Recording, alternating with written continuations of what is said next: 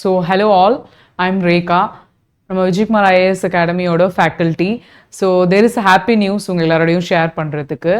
இந்த 2025 இயரில் நடந்த சிடிஎஸ்சி எக்ஸாம்ஸ் இருக்குது இல்லைங்களா, கம்பைன்ட் டெக்னிக்கல் சர்வீசஸ் எக்ஸாம்ஸ். அதில் வந்து பார்த்தீங்கன்னா அசிஸ்டன்ட் செக்ஷன் ஆஃபீஸர் போஸ்ட் வந்து பார்த்தீங்கன்னா நான் வந்து எடுத்திருக்கேன்.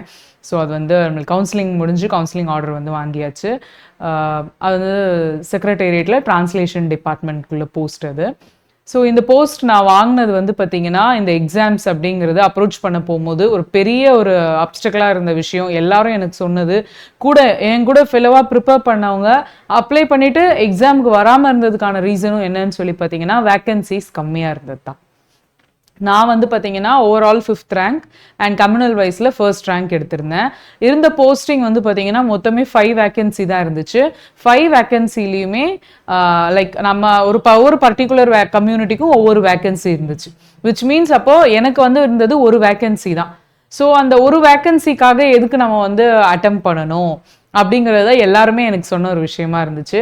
குரூப் 1 எக்ஸாம் நான் கொடுத்துருந்தேன். ஸோ குரூப் 1 எக்ஸாம் முடிச்சுட்டு அப்படியே நம்ம வந்து குரூப் 2 எக்ஸாம் ப்ரிப்பேர் ஆகிட்டு இருந்தோம். சிடிஎஸ்சிங்கிறது வந்து எல்லாருக்கும் தெரிஞ்சிருக்கும். லிட்ரலாக குரூப் 2ஓட சிலபஸுக்கு அப்படியே அதே மாதிரியே இருக்கக்கூடிய ஒரு பேட்டர்ன் தான் அந்த எக்ஸாம். அதுலேயே மெயின்ஸ் இருக்கும் உங்களுக்கு, அடுத்தது நான் இன்டர்வியூவில்.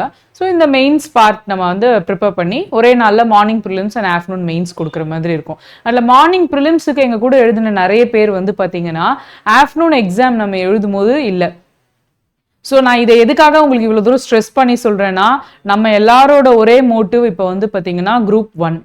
இவ்வளோ நாளாக 6 மந்த்ஸாக படித்தவங்க இருப்பீங்க. நான் வந்து பார்த்தீங்கன்னா 6 to 7 years, கிட்டத்தட்ட 8 years என்னோட ஜேர்னி. அந்த ஜேர்னிக்கான ஒரு ஆன்சர் அப்படின்னு சொன்னதான் இந்த இப்போ எனக்கு கிடைச்சிருக்க இந்த போஸ்ட்டும் இந்த சக்ஸஸும்.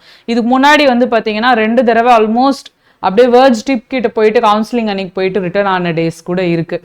ஸோ அந்த பிரிம் வரைக்கும் போயிட்டு ரிட்டர்ன் ஆன டேஸ் கூட இருக்குது. நான் உங்ககிட்ட ஷேர் பண்ண நினைக்கிறது ஒன்று தான்.